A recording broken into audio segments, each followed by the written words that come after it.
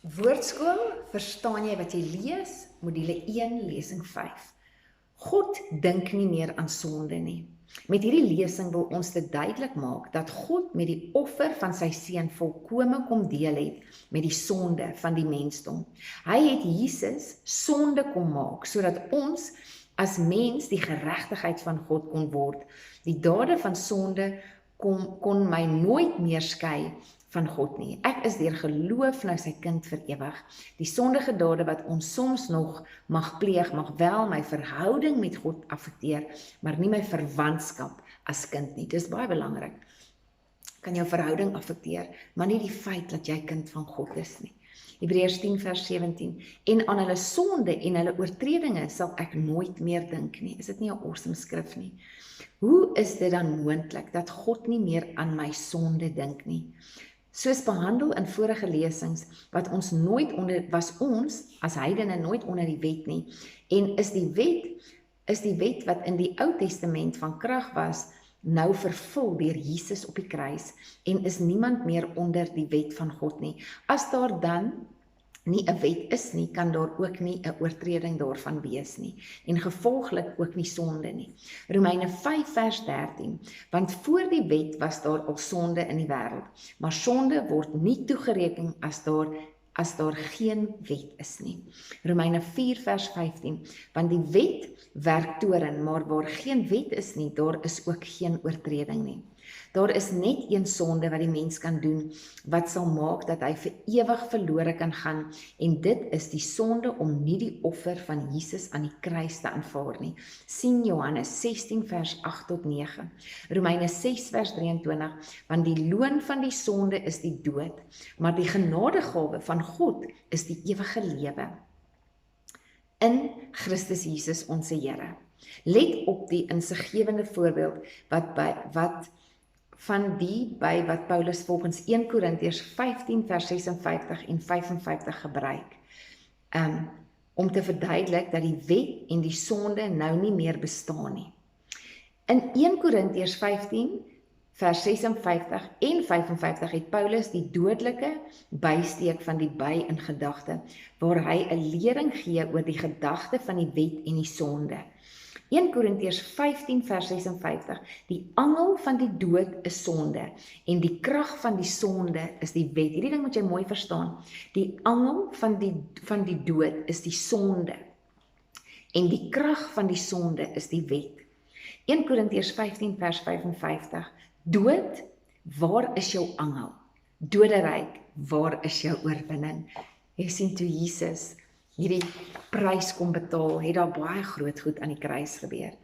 As dood die angel is, waarin die sonde deur die wet, die krag of die gif geword het, en daar in vers 55, dan nie meer 'n angel is nie, beteken dit, dat daar dus nie meer 'n wet is nie. Gevolglik kan die dood nie meer oor die lewend gemaakte gees heers nie, en kan my geesmens dus nie weer sterf nie.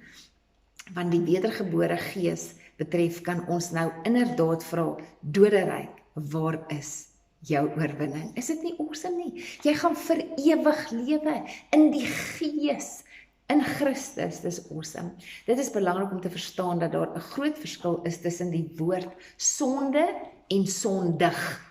Jy sien, om 'n sondige mens te wees, beteken daar is nog nie vir jou prys betaal nie. Maar sonde is iets heeltemal anderste. Sonde, gaan ek vir 'n definisie gee. Selfstandige naamwoord, 'n iets of 'n iemand, 'n persoon of sondaar. Sondig is 'n werkwoord, 'n daad, werke van die vlees, geen effek op my gees. Jy sien, sondig. Jesus het nie gesondig nie, maar God het hom sonde gemaak, dus sondaar gemaak, sodat ons kan vrykom. 2 Korintiërs 5 vers 21, want hy het hom wat geen sonde geken het nie, sonde vir ons gemaak, sodat ons kan word die geregtigheid van God. Is dit nie fenomenaal nie? Ons mis hom baie keer daai teksvers. Jesus is sonde gemaak in ons plek, sodat ons kan word die geregtigheid van God in sy plek. Ons is dus nie meer sondaars nie. Ons identiteit het verander. Ons is dus nou kinders van God, geregverdig van ons sonde. Die sondige dade wat ons nou pleeg, word gepleeg vanuit die vlees en nie vanuit die gees nie. Weens die wedergeboorte van my gees is ek nou primêr 'n geesmens wat nou nie meer kan sondig nie. So jou geesmens kan nie sondig nie, hy is verseël met God se gees. 1 Johannes 3 vers 9, elkeen wat uit God gebore is doen geen sonde nie, omdat sy saad in hom bly, en hy kan nie sondig nie, want hy is uit God gebore, en dis jou gees. Jy moenie gees en siel die mekaar maak nie. Wanneer ek nou sondige dade pleeg, is dit my vlees, want die dade pleeg ek en nie my gees nie. Romeine 7 vers 17, maar nou is dit nie meer ek wat dit doen nie, maar die sonde wat in my woon.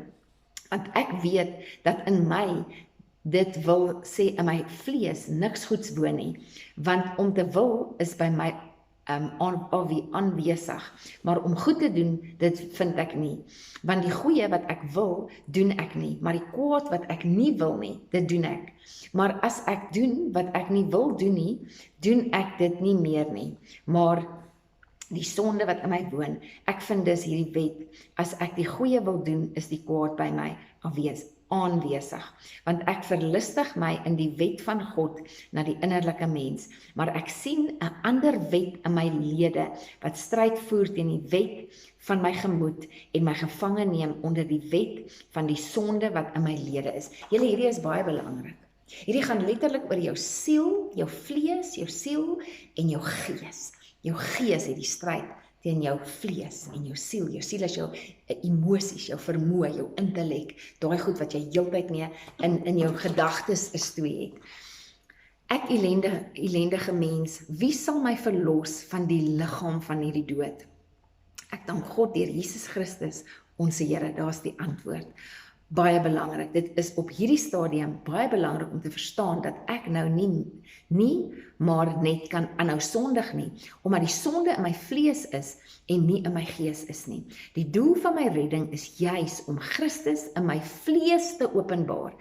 Dit word gedoen deur die proses van vernuwing van die denke wat insluit die kruisiging van die vlees en die afsterwe van self. Later meer hieroor. Weereens die volmaakte offer van die kruis, en wat ons geesmens betref, staan ons dus voor God vir altyd heilig, sonder gebrek, onberispelik, volmaak in jou geesmens. Hoor hoe mooi stel Paulus dit in die volgende skrifgedeeltes. Kolossense 1 vers 21. Ook julle wat vroeër vreemd was en vyand gesind teen die bose werke, het hy nou versoen. 22.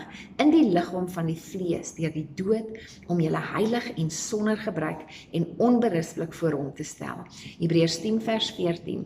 Want deur een offer het hy vir altyd volmaak die wat geheilig word. So hy het ons kom vermaak met een offer aan die kruis, het hy dit volbring.